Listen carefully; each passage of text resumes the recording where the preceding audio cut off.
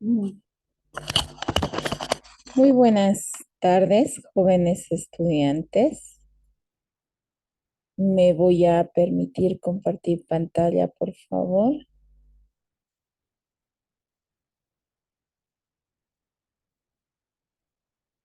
Muy bien.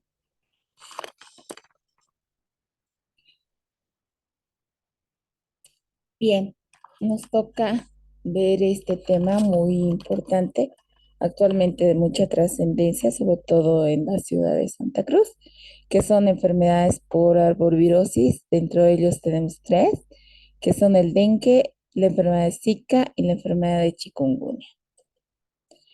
Vamos a ver que los objetivos de este tema van a ser definir la enfermedad del dengue, Zika, chikungunya, identificar los mecanismos de transmisión de estas enfermedades, identificar las características clínicas de la enfermedad, conocer el proceso de diagnóstico y tratamiento, además de la prevención de la enfermedad de dengue, Zika y chikungunya.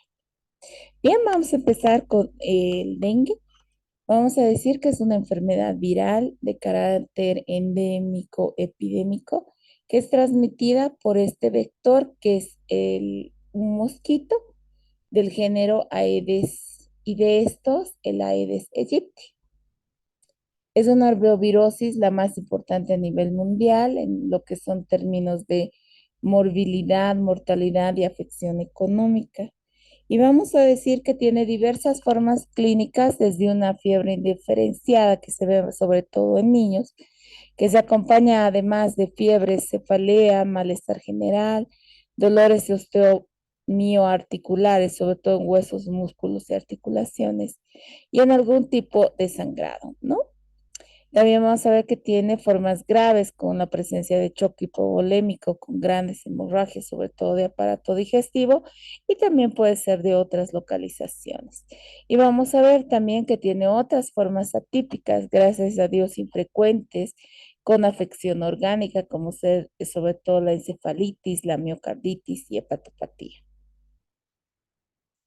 Epidemiológicamente es un problema creciente de salud pública mundial y se ha visto en Bolivia el mayor brote el año 2009, y las áreas endémicas más importantes a nivel de Bolivia son sobre todo Santa Cruz, todo lo que es el trópico de Cochabamba, La Paz, Beni, Tarija y Chuquisaca. Y existen factores que van a permitir el desarrollo de enfermedad, principalmente al cambio climático, el aumento de la población urbana a rural en forma rápida y desorganizada, la presencia de déficit de agua potable, que es lo que conlleva un mal almacenamiento, y poder permitir a la Aedes aegypti proliferar en forma creciente.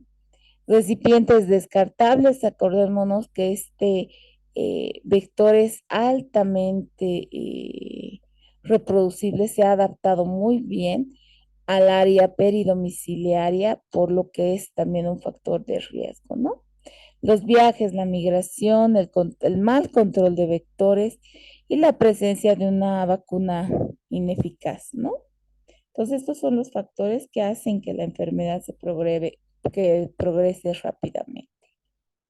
Existe un marco legal en Bolivia, ya dada desde el año 2016, con el Decreto Supremo 2670 de aprobación de estrategia de gestión integrada, sobre todo la prevención y control del dengue, chikungunya y Zika.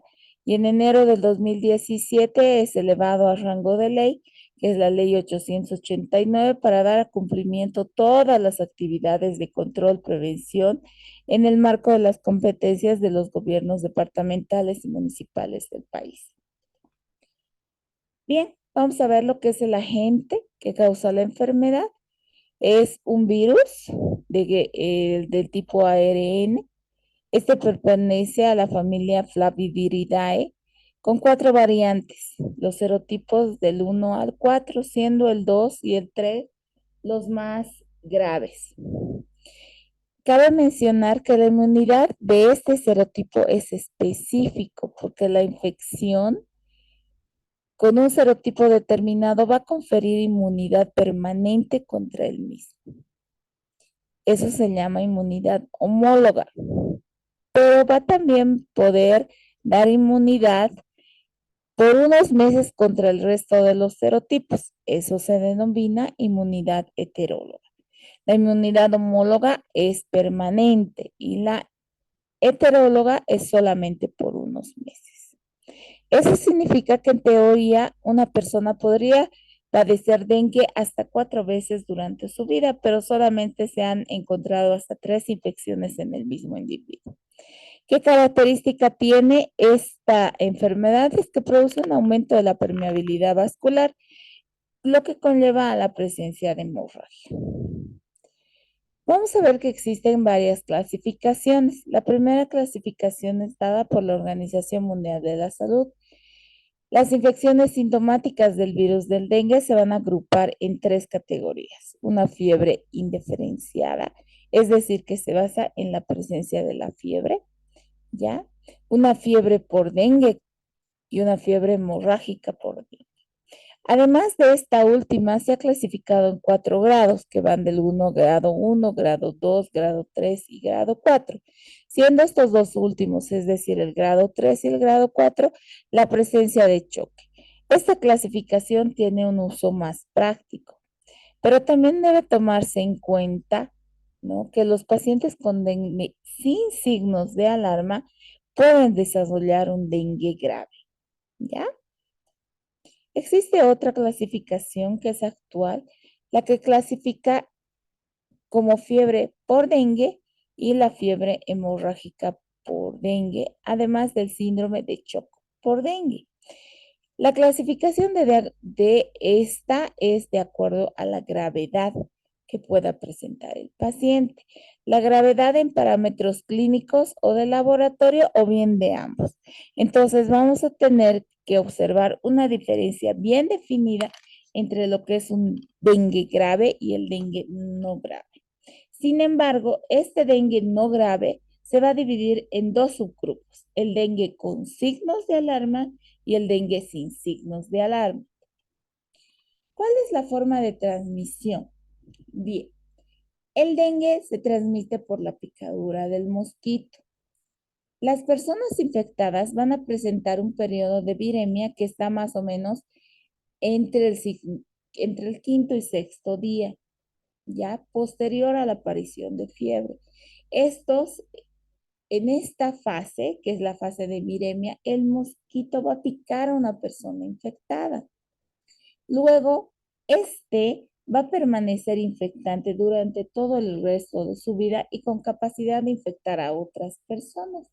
Es decir, este mosquito infectado va a picar a una persona, esa persona se va a enfermar con dengue, va a entrar en la etapa de viremia, que es más o menos de los 5 o 6 días desde el inicio de la fiebre, y esa persona se va a enfermar con dengue y así se va a producir el ciclo.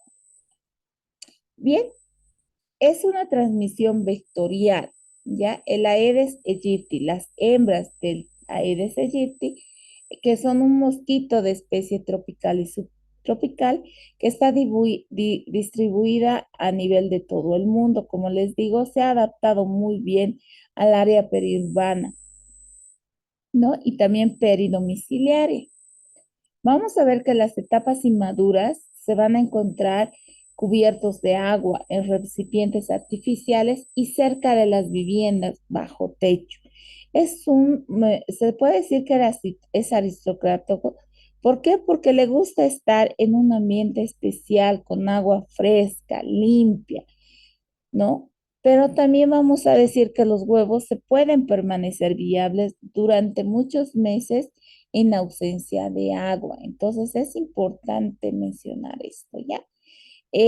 Tenemos dos tipos de Aedes, el Aedes aegypti y el Aedes albosicus, el Aedes aegypti sobre todo vamos a tenerlos en el área subtropical.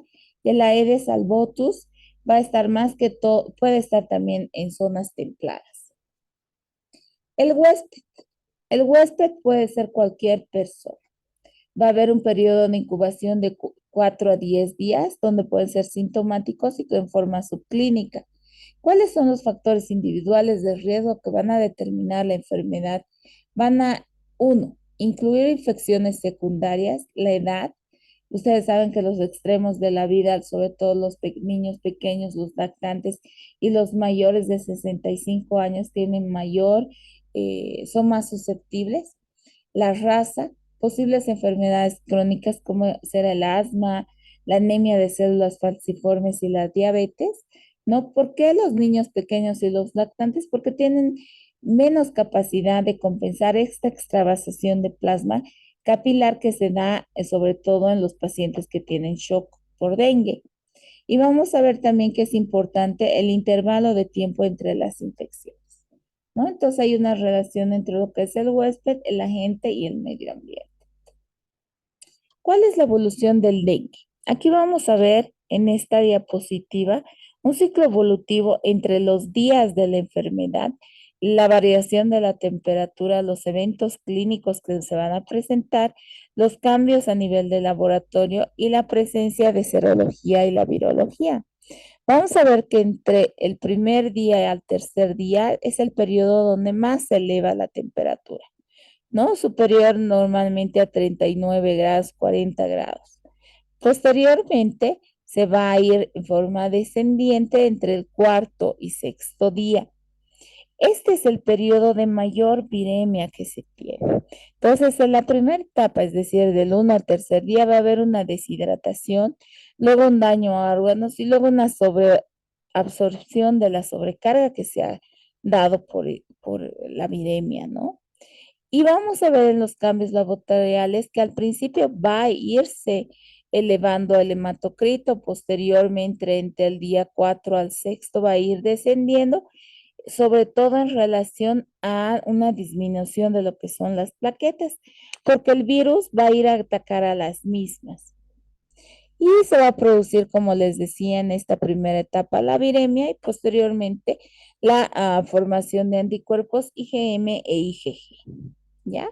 Entonces, a partir del tercer día de la presencia de fiebre, vamos a encontrar los signos de alarma en la fase crítica y en la fase de recuperación. Entonces, el curso de la enfermedad se va a dividir en tres etapas: una fase febril, una fase crítica y una fase de recuperación. Bien, la transmisión se produce, como les decía, ¿no? Por el Aedes aegypti, que es un vector bastante eficiente para los arbovirus, debido a que es muy antripofílico, es decir, se adapta muy bien, pica varias veces antes de completar su ciclo y prolifera muy cerca a los seres humanos. Existe una transmisión vertical, también una transmisión transovárica que se llama de este virus, que solamente se ha demostrado en laboratorio. Entonces, como les decía, va a haber un periodo evolutivo de la enfermedad con el inicio de una fiebre alta que es repentina y la presencia de bradicardia. Normalmente cuando existe fiebre, la tendencia es a tener taquicardia. Ya, en este caso no es así, se va a producir una bradicardia. La astenia, mialgias, artralgias, dolor de cabeza, que eso se llama cefalea, y la característica del dolor retroocular. Posterior a esto va a haber la presencia de un exantema cutáneo, sobre todo en tronco y extremidades, con un eritema generalizado, con unas áreas pequeñas circulares de piel respetada. Esta es una característica clínica muy importante. Seguidamente se va a presentar pruito por esta fase exantemática y se pueden presentar signos digestivos de dolor abdominal y a veces diarrea. Esto es un signo de alarma. La enfermedad misma produce una fragilidad capilar con presencia de quimosis. Entonces aquí vamos a tener el signo de torniquete positivo, ¿no? A solamente la presión se va a llevar por esta misma fragilidad capilar a que se forme la quimosis, ¿no? Esa formación verde violácea por el sangrado que se presenta. También puede presentar epistaxis, gingivorragias, petequias, púrpuras, además de sangrados ginecológicos como ser la menorragia y la metrorragia. Como les decía, tiene tres fases. Entonces vamos a describir ahora lo que es la fase febril. Tiene una duración variable de 3 a 6 días, sobre todo en niños, y un poquito más larga de 4 a 7 días en adultos. Y sobre todo en esta fase, y eso tómenlo en cuenta, existe un aumento de la viremia. Después tenemos a la fase crítica, que dura entre el tercer a sexto, séptimo día. ¿Ya? Inicia esta fase cuando la fiebre desaparece, ¿ya? Y dura más o menos entre 48 a 72 horas. Se caracteriza, ¿por qué? Porque existe una extravasación de plasma, es decir, un escape de líquidos desde el espacio intravascular hacia el extravascular, lo que conlleva un aumento del hematocrítico y un shock hipovolémico en los casos graves, donde vamos a tener la presencia de piel fría, pulso débil, la presencia de taquicardia e hipotensión con una alta mortalidad entre un 30 a 50%. También se puede producir shock, que normalmente dura algunas horas y puede ser también prolongado hasta de 2 días, 48 horas. Puede evolucionar a un cuadro de diestrés respiratorio con hemorragias masivas. Se va a ir incrementando la disminución del hematocrito, leucocitosis, acidosis metabólica, llevando a una falla multiorgánica y lo que va a llevar a una coagulación intravascular diseminada. ¿Ya? Es muy importante vigilar la presión arterial diferencial, que no debe superar los 20 milímetros de mercurio. Y se va a tomar como un factor pronóstico. También va a haber la presencia de signos de inestabilidad hemodinámica, taquicardia, frialdad, enlentecimiento capilar. Y es importante mencionar que la plaquetopenia que se da es por destrucción masiva pero periférica de las plaquetas por un mecanismo inmunomediado y que es de carácter, gracias a Dios, transitorio. Entonces, después de esta fase, entre el séptimo y décimo día, vamos a tener la fase de recuperación, ¿ya? Donde mejora el estado general.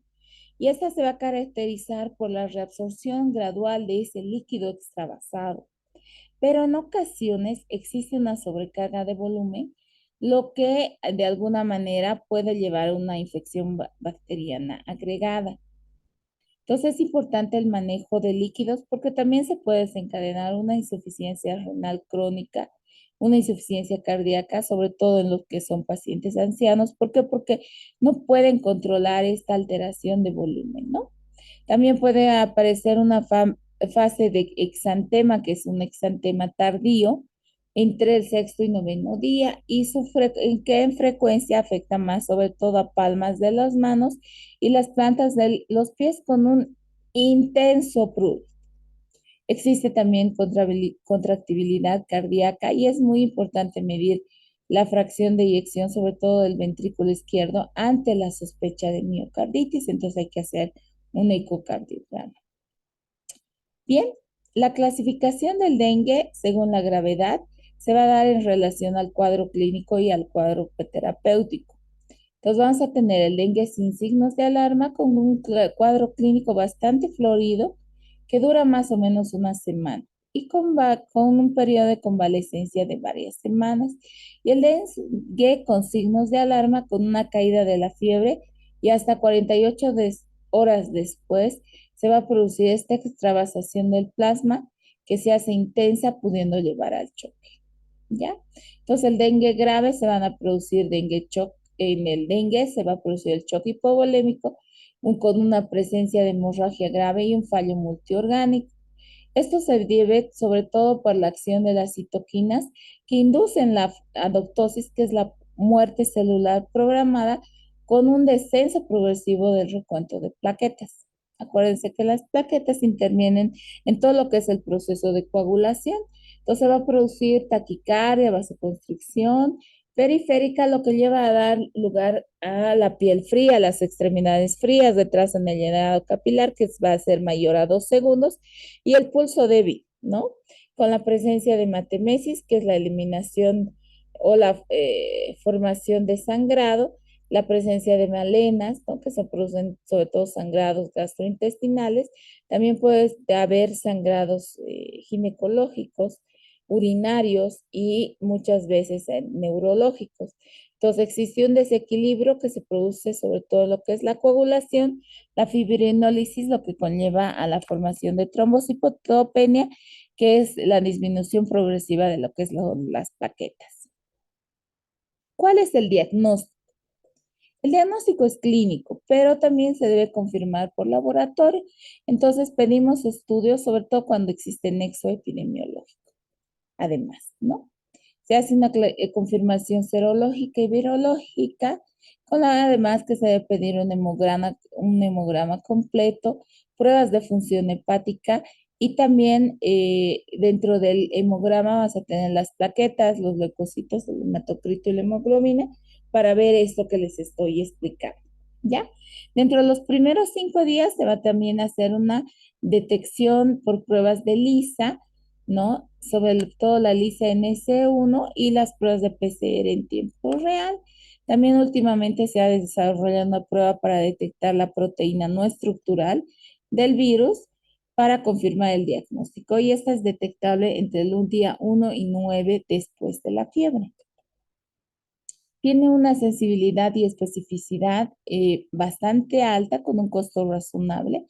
Entonces, también se puede pedir otro estudio de ELISA, sobre todo para el diagnóstico, para la detección de anticuerpos IgG y IgM, ¿ya?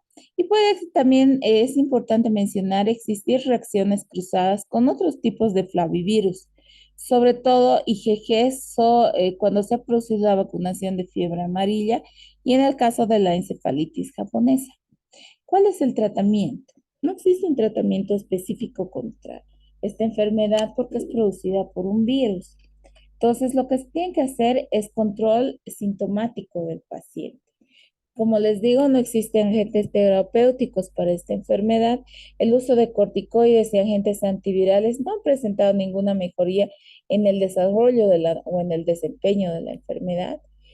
Es importante la pronta corrección eh, de los fluidos, porque es lo que más conlleva mortalidad. Y el tratamiento está basado, nuevamente les digo, en una terapia de soporte y control de los síntomas. ¿Ya? Se usan antipiréticos como el acetaminofén, como es el paracetamol, hasta una dosis máxima de 3 gramos diarios en el adulto. También el hecho de tener reposo y el reemplazo de líquidos.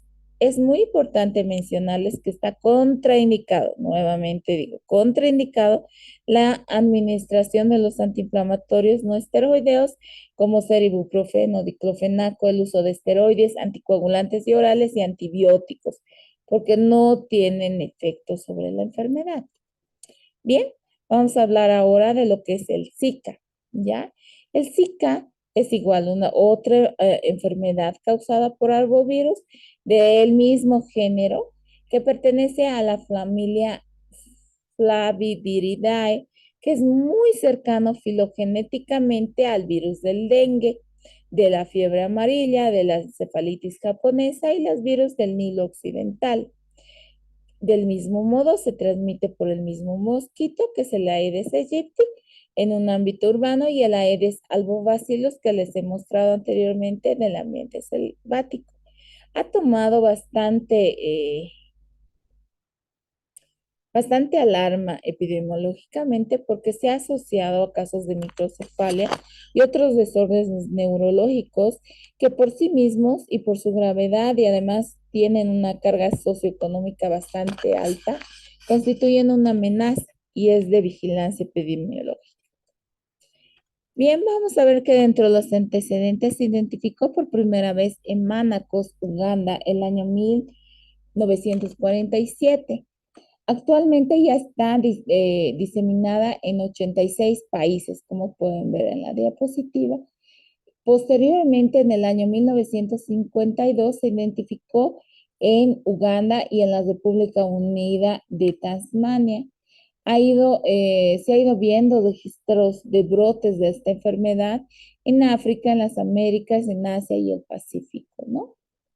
La, el, en lo que es Latinoamérica, el año 2015, el Brasil ha tenido una asociación entre la infección y la presencia de microcefalia. Entonces es importante que sepan que ya en 86 países a nivel mundial se encuentra la enfermedad. La Organización Mundial de Salud colabora mucho con los países para controlar esta enfermedad y adoptar además medidas definitivas dentro del marco de respuesta estratégica contra el Zika. ¿Cuáles son estas medidas? Primero, avanzar en la investigación de la prevención, vigilancia y control de la infección, además de sus complicaciones. Crear, reforzar y poner en marcha los sistemas integrados de vigilancia de la infección y sus complicaciones. Reforzar la capacidad de los laboratorios de todo el mundo para que se realicen las pruebas de detección del virus del Zika y respaldar todos los esfuerzos mundiales para aplicar, monitorear estrategias de control de vectores destinadas a reducir las poblaciones de Aedes.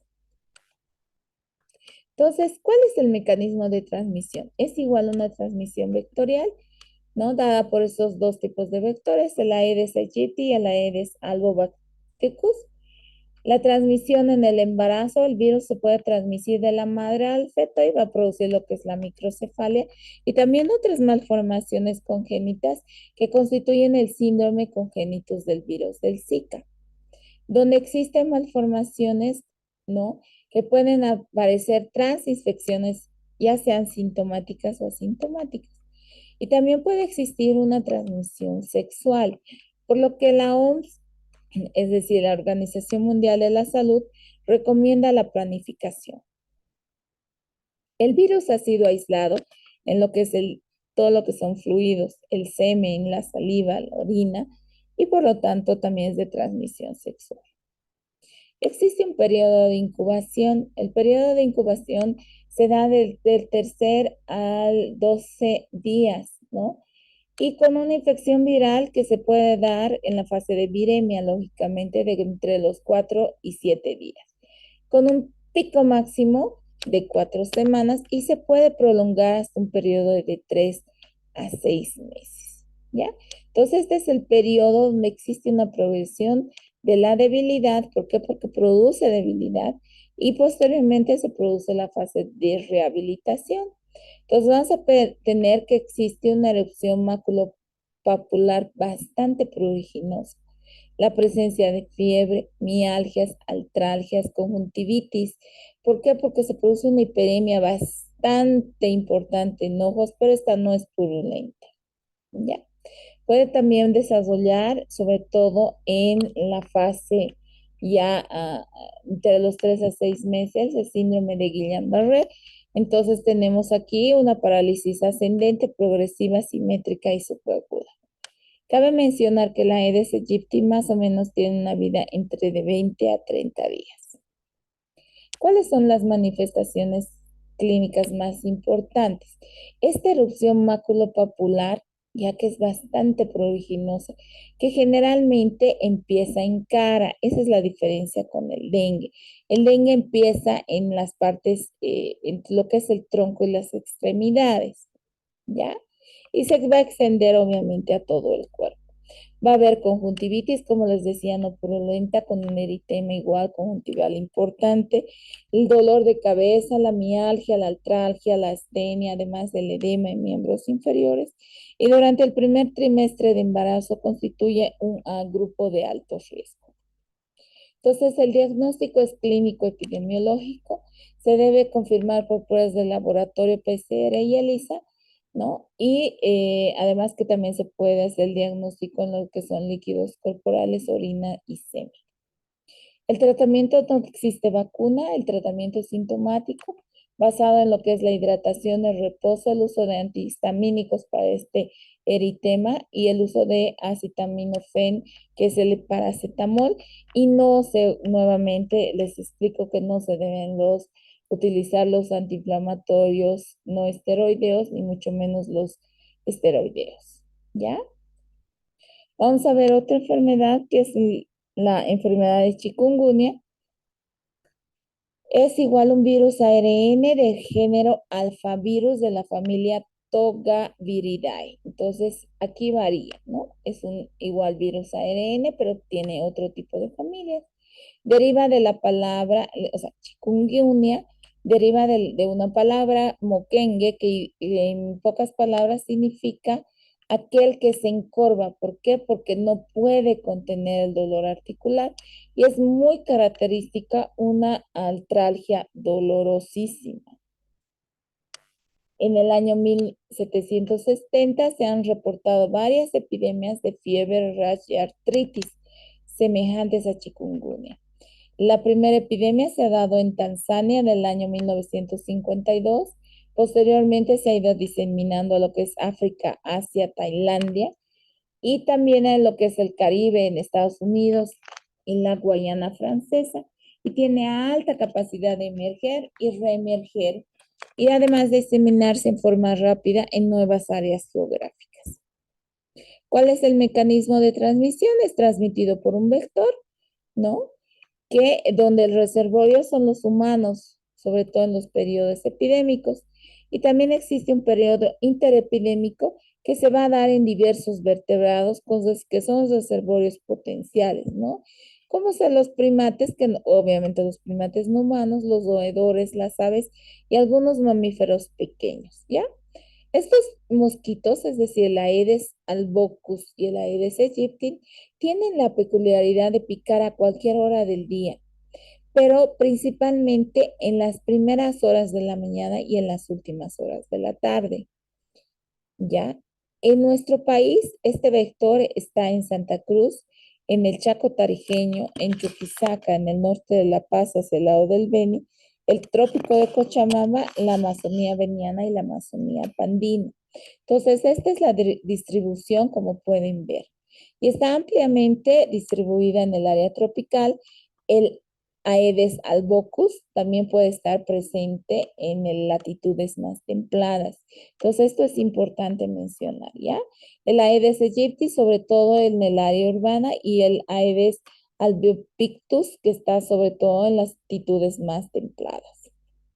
Periodo de incubación. El periodo de incubación en promedio extrínseco es de 10 días, ¿ya? Dentro del mosquito. El vector es capaz de transmitir el virus a una persona que es susceptible.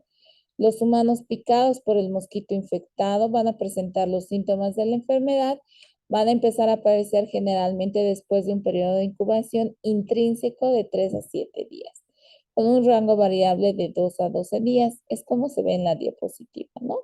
Tenemos una fase de incubación o un periodo de incubación extrínseco y otro intrínseco, ¿ya? Es decir, uno en el parásito y otro dentro del ser humano. ¿Cuáles son las manifestaciones clínicas? Van a haber tres formas evolutivas, una forma evolutiva aguda, subaguda y crónica. La enfermedad aguda se va a dar entre el tercer y décimo día con un inicio súbito de fiebre alta, persistente, que va a superar 38, 39, 40 grados. Afecta a todos los grupos por edad de ambos géneros y se caracteriza por presentar cefalea intensa, dolor articular, dolor de espalda que es difuso, dolor muscular, náuseas y vómitos. La viremia va a persistir hasta el octavo día del inicio del cuadro clínico, que se da, como les vuelvo a indicar, por la presencia de fiebre.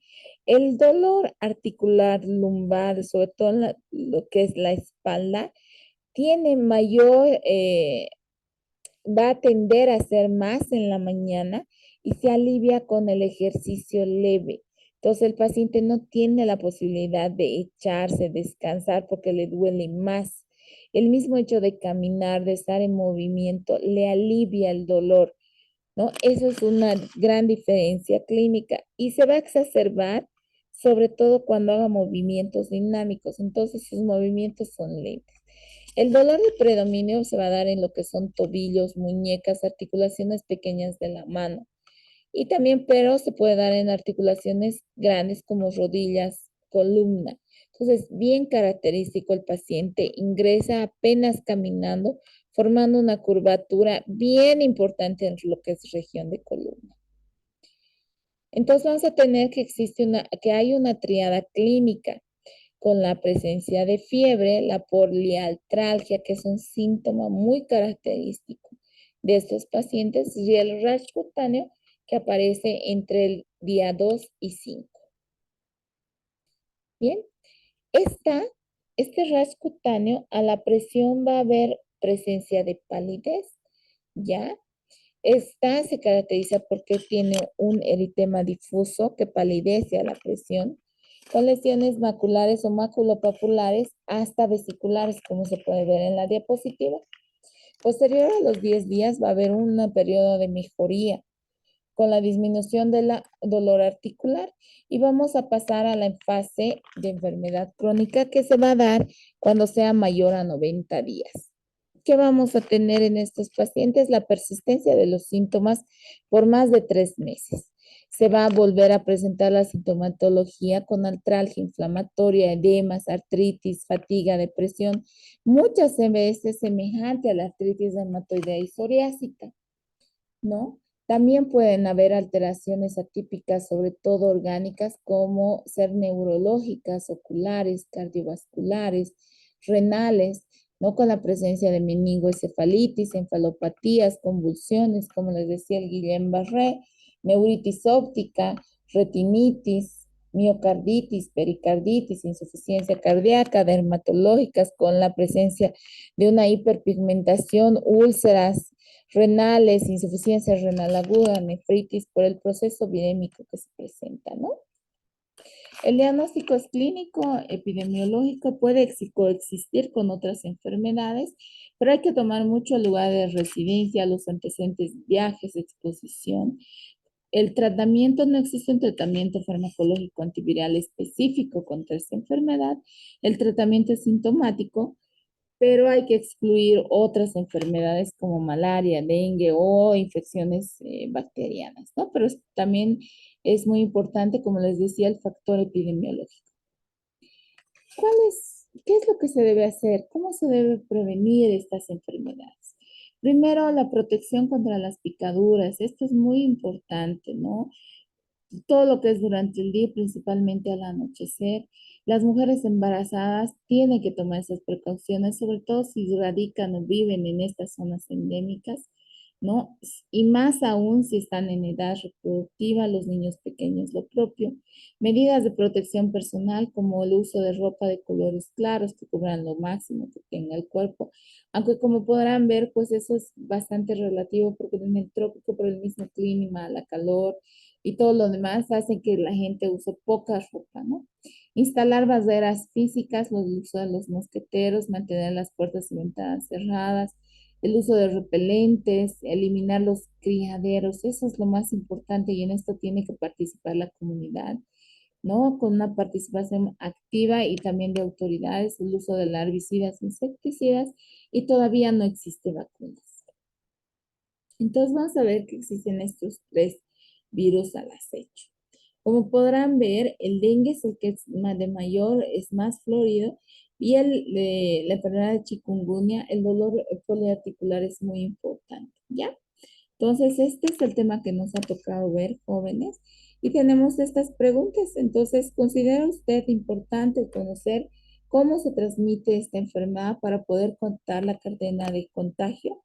¿Usted cree que la participación activa de la comunidad se pueda eliminar en los criadores de mosquitos para poder controlar los brotes epidemiológicos como se está dando ahorita en Santa Cruz? ¿No es cierto? Que sean constantes para poder evitar y limitar estas enfermedades en nuestro país. Entonces les agradezco su atención, jóvenes. ¿Ya?